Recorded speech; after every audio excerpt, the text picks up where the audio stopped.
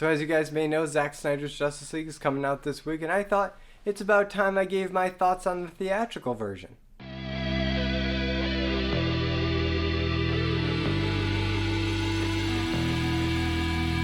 Justice League. Or, I guess, Joss Whedon's Justice League. Zack Snyder's still credited for this movie, but he had to step down after most of it was shot, and they brought on Joss Whedon to really finish it up. So this really is Joss Whedon's Justice League movie. And having two directors with very different visions is a problem in this movie, but this movie was doomed well before production started. Zack Snyder and company at Warner Brothers already did a kind of Justice League movie with Batman v Superman, and that didn't turn out too good. It was a rushed, crowded story that tried to do too many things, and even the Ultimate Edition that is substantially longer doesn't make it a whole lot better. So already this whole DCEU was built on some shaky ground and not the best movies. And around the time Zack Snyder had to step down, Warner Brothers felt a lot of pressure to make it lighter, make it more like Marvel, make it not as depressing. So they hired Joss Whedon to lighten up the tone and fix everything. And on top of that, they had to shorten a movie that was actually made for two movies into one movie, and then again into a 2-hour movie. So let's dive right in and see if they were able to salvage an already kind of broken concept.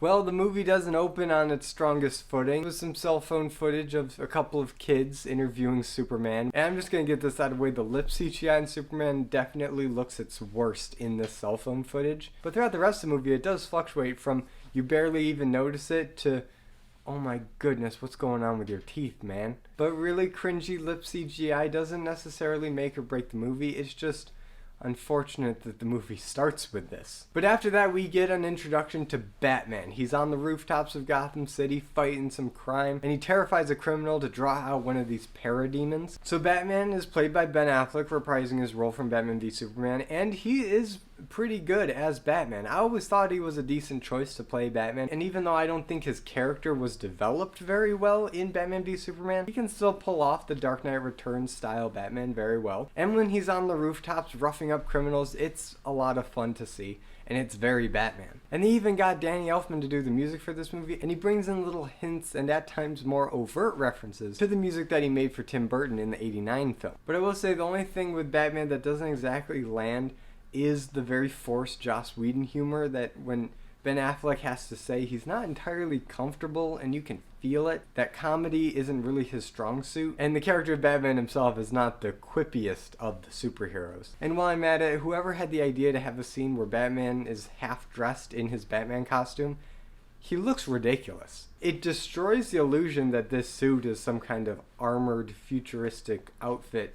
It just looks like cloth and padding and it just makes the whole thing look really cheap. But then we get the Zack Snyder staple of a very depressing opening title sequence that he puts in most, if not all, of his movies. And we see how the world is mourning the loss of Superman. It's just some very sad stuff that I wish was explored more, but for the sake of time, they had to crunch it all into just this montage, and that has to be good enough. And this is the part of the movie where it does jump around a lot, but that's understandable for an ensemble movie like this. We need introductions for all these different characters. So we get that with Batman. We kind of get it with Superman, but he's dead, so we get it through people like Lois Lane and Martha. And next up, we get an introduction to Wonder Woman, who saves a bank from the most generic villains I've ever seen. They're literally just a bunch of white guys in black jackets and hats with a bomb. I mean, they're just generic bad guy terrorists. And that's such a missed opportunity, especially when you're in the DC universe. And DC has no shortage of terrorist type organizations, both small and large scale. It also doesn't help that aside from a pretty cool sequence with Wonder Woman fighting,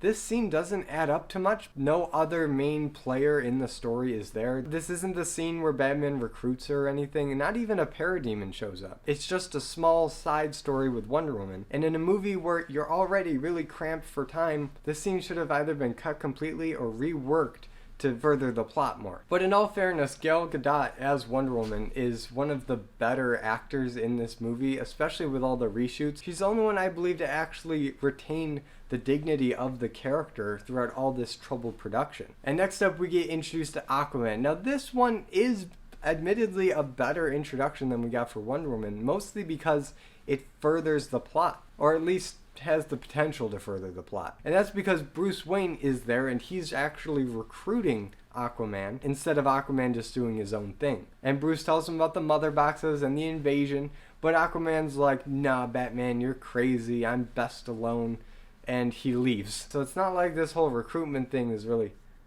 working. So what was the point of this scene? But next we finally get a scene of some importance where Batman recruits Barry Allen, the Flash, played by Ezra Miller. And Ezra Miller could be a really good Flash, because when he's not spitting pop culture references and widening his eyes to cartoonish degree, he's actually kind of funny. You buy that he's this socially awkward kid, doesn't really talk to people, and that he just processes everything way too fast so that other people don't keep up with his train of thought. And again, when it's done casually and just in more regular conversation, he does work. It's just that when he tries to go overboard with the Whedonisms and, again, the big bulgy eyes staring, that's when he starts to get annoying. But Barry is all enthusiastic to join this team and fight the aliens because he needs friends. And we've got a team of 2.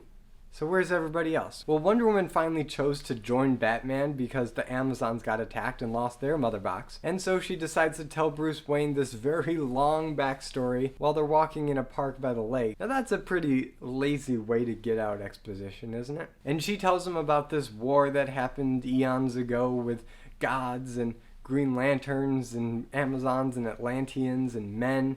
And it was this huge unity of everybody against the new gods and Steppenwolf. And because they were all united, they were able to send him back to Apocalypse from whence he came. And now, I don't know how you could make this fit into the narrative more naturally, but it doesn't feel natural here. And this is the kind of scale and weight of a story that fits more with a 3-hour Peter Jackson movie than a 2-hour compressed Justice League movie. But needless to say, Diana is part of the team and she goes to track down Cyborg. Well, I haven't even mentioned Cyborg yet. Cyborg, a few years ago, fused with a mother box and he turned into Cyborg. And he doesn't really know who he is or what he is, and he's very broody and mysterious. And I want to give Ray Fisher the benefit of the doubt here, because when he's on screen, he makes it work. He makes the whole concept of, I was turned to a cyborg, I don't know who I am, I could be a monster, this is an alien language in my head.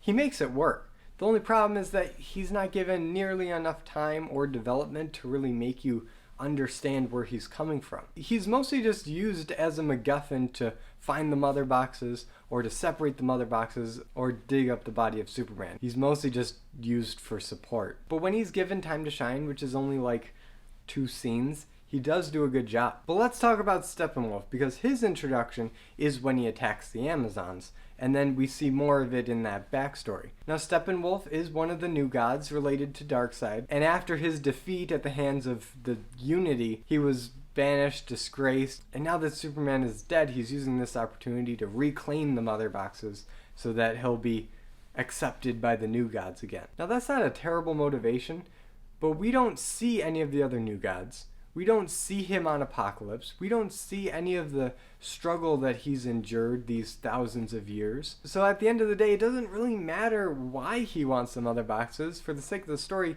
he just really wants them. And Marvel will tell you that if you don't have a well-developed villain, they're going to be forgotten pretty quickly. And Steppenwolf is forgotten very quickly. It also doesn't help that his design is very underwhelming. It's just this generic gray skin with like a Doomsday style spiked goatee and this chrome armor that does give a decent silhouette in the helmet, but the rest of it, I couldn't tell you what it looks like. And I'm honestly getting a little sick of just generic gray villains in the DC universe. And Steppenwolf basically looks like a combination of the botched Doomsday from Batman v Superman and Ares from Wonder Woman. So nothing we haven't seen before. But now we're about halfway through this movie. The Justice League are confronted with Steppenwolf for the first time, and the team consists of Batman, Wonder Woman, Flash, and Cyborg. Oh, and Aquaman just jumps in the end to save the day, because he had a little side scene in Atlantis where Steppenwolf swept the floor with the Atlanteans. At least the Amazons put up a pretty decent fight in their scene, but the Atlanteans get the short end of the stick in this one. Steppenwolf literally comes in, punches some dudes, grabs the box, and leaves. And I guess this is enough for Aquaman to want to join the team now. So now, after the midpoint, we finally get something resembling a Justice League, and we have the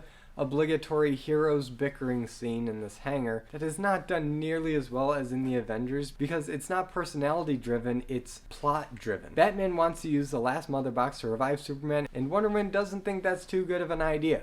And they bicker. And in the next scene, they're getting ready to revive him without really any resolution. They just do it because Batman's in charge. I'm sad to say the story's starting to fall apart on me. And now we get the rebirth of Superman, which is a pretty cool scene. We see Flash sparking the box to rebirth Superman, and that's done fairly well.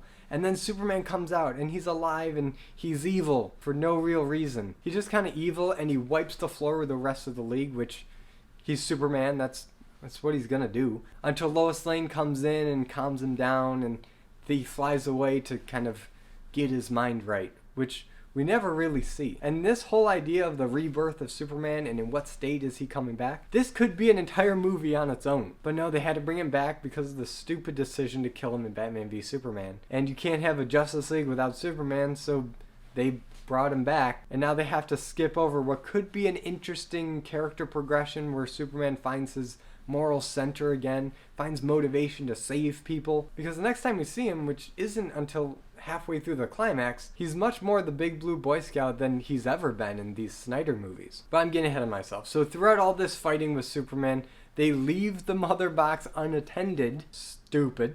And Steppenwolf just comes in and grabs it and flies away. You know, you could have made that work if you stressed how important it was to keep Superman from just murdering a bunch of people. But the way the fight is staged, Superman's not really endangering anybody. He's just kind of angry. And there's a surprising amount of downtime in this fight where one member or a couple could have just went and grabbed the mother box to make sure that it was safe. But no, they didn't do that. But now we've got to rush to the climax because Steppenwolf has all 3 mother boxes and he's somewhere in Russia. And then you have your typical third act big fight. And to the movie's credit, they don't do the whole portal laser in the sky thing, which works for this whole New Gods idea, but it's never really explained, again, because this movie is very rushed. It has a lot of big ideas that it has to cram into 2 hours and make cohesive. And I feel like if you don't understand the comics behind this, you're going to get pretty confused. But the fighting is cool. You get to see all the different heroes use their different powers. And it is fun to see. And I was admittedly having a good time. Even Superman makes an appearance. And when we see Superman going toe-to-toe with Steppenwolf, it's really cool. Even if some of the CGI is a bit unfinished. And I think we've learned from both this and WandaVision that people flying in red skies do not lend themselves to realistic looking compositing and CGI. For some reason the red makes it look really fake. But in the end, Steppenwolf is defeated, the parademons go back to Apocalypse, the world is saved, their little Russian family that's been hiding out this whole time has been saved. Oh yeah, there's a Russian family in this movie. And the Russian family is a perfect case of Warner Brothers not knowing how to handle collateral damage with their superhero movies. Because after Man of Steel, everybody complained that so many people must have died because buildings were toppling and chaos was ensuing, and people probably did die, but people didn't think that that was very Superman of him to just risk all that collateral damage. So after that, both DC and Marvel have taken steps to make sure that people understand that there is collateral damage and that that's not okay. Just look at Civil War and Batman v Superman for evidence of that. But where Marvel used it in Civil War to bring on the central conflict, DC doesn't handle it with nearly enough finesse. Because in Justice League, it is said that there are people in danger that need to be saved, but the town itself looks deserted, and aside from this one Russian family, we don't see anybody in this town. It looks like Chernobyl. It looks like a wasteland that nobody could live there. But throughout the movie, we keep flashing back to this family being terrorized by parademons, and it's just not interesting. And with only 2 hours of runtime, is this really what we should be focusing on? And it doesn't even really get resolved all that well. Superman and Flash go for a run, and Flash saves the Russian family, but Superman saves an entire apartment complex of people that we never see, and they just kind of leave them on the outskirts of town to fend for themselves. I mean, that's not really much better. So all in all, this movie is a little messy, but mostly just cramped. There's too many concepts in this movie for what they're trying to do in only 2 hours. And this does seem to be a pattern with Zack Snyder's DC movies. He's very ambitious, and he wants to tell big stories with a lot of weight and a lot of scale. And I think the initial idea of having Justice League be 2 movies, kind of like how Infinity War and Endgame were 2 movies that told a connected story, I think that could have worked for all the things that they're trying to do here. But for only 2 hours, I don't think they knew what they should keep and what they should toss to make it more cohesive. I'm sure they wanted to do right by Zack Snyder and Joss Whedon, but I feel like in the end it didn't do right by either one. And even though I do like all the actors that play the members of the Justice League in this movie, pretty much everybody except Gal Gadot gets an embarrassing moment or a moment that undercuts the drama of their character. And while I'm not the biggest Zack Snyder fan, especially after what he did with Batman v Superman, which is another case of cramming way too much into one movie, I am curious to see what the Snyder Cut holds. Will he use the extended runtime to develop the characters individually and how they work together as a team? Or will it still feel like too much stuff for just one story? I don't know what the future holds. I haven't seen the Snyder Cut yet, but next week I will give you my thoughts on it, so stay tuned for that. But now I turn it over to you guys. What do you think was the biggest contributor to the messiness of the Justice League that we got? Was it the director? Was it the studio? Was it the time crunch? Was it Zack Snyder's original vision? Whatever you think, comment below. It helps out the channel. If you want more people to see my content, be sure to comment. And if you like this video, be sure to give it a like and subscribe for more content, and hit the notification bell to be notified every time I upload a video. And as always, I'm Colby. This is my nerdy talk, and I'll see you in the next video.